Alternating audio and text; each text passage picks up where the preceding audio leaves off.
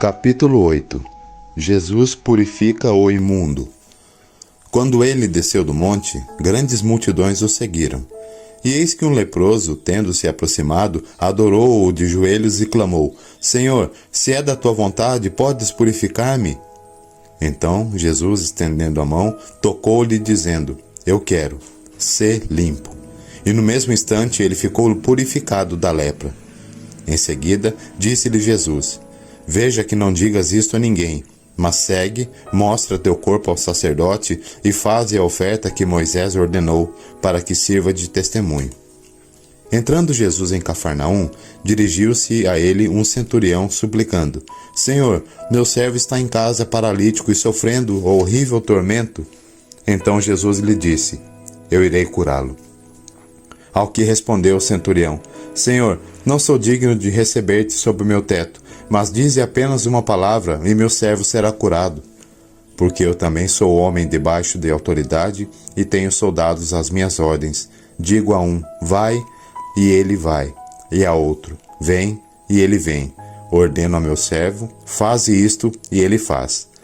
Ao ouvir isso, Jesus maravilhou-se e disse: os que o seguiam: Com toda certeza vos afirmo que nem mesmo em Israel encontrei alguém com tão grande fé.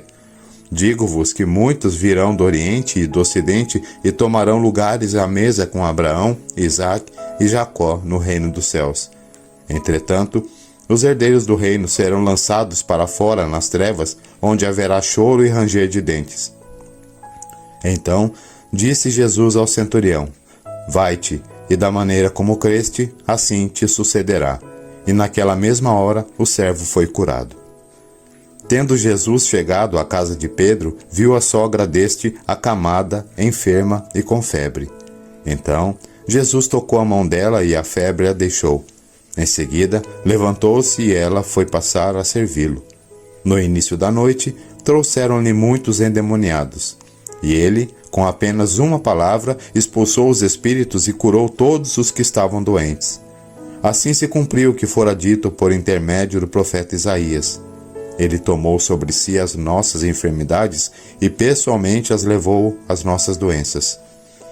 Quando Jesus viu que uma multidão o rodeava, ordenou que atravessassem para o outro lado do mar. Então, aproximando-se dele um escriba, disse-lhe: Mestre, seguir-te-ei para onde quer que fores.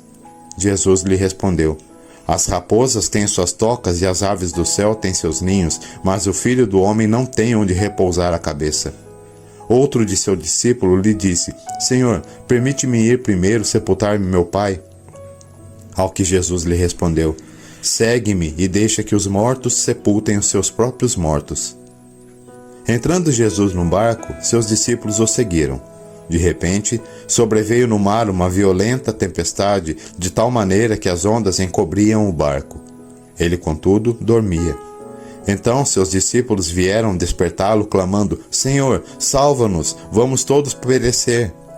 Mas Jesus disse a eles: Por que estáis com tanto medo, homens de pequena fé? E levantando-se, repreendeu os ventos e o mar, e houve plena calmaria. Então os homens maravilhados exclamaram: Quem é este que até os ventos e o mar lhe obedecem? Quando ele chegou ao outro lado, à província dos Gadarenos, foram ao seu encontro 2 endemoniados saindo dentro dos sepulcros. Eram tão agressivos que ninguém podia passar por aquele caminho. E de repente gritaram: Que temos nós contigo, ó Filho de Deus? Vieste aqui para nos atormentar antes do devido tempo? Não muito longe deles, estava passando uma grande manada de porcos.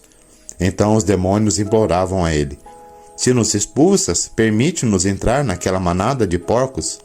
E Jesus lhe disse: Ide. Assim que saíram, entraram nos porcos. De repente, toda a manada correu em disparada e atirou-se violentamente precipício abaixo, em direção ao mar, e nas águas pereceram. Aqueles que cuidavam dos porcos fugiram para a cidade e contaram tudo, inclusive o que ocorrera com os endemoniados. Então, toda a cidade saiu ao encontro de Jesus, e assim que o viram, suplicaram-lhe que se retirasse de sua região.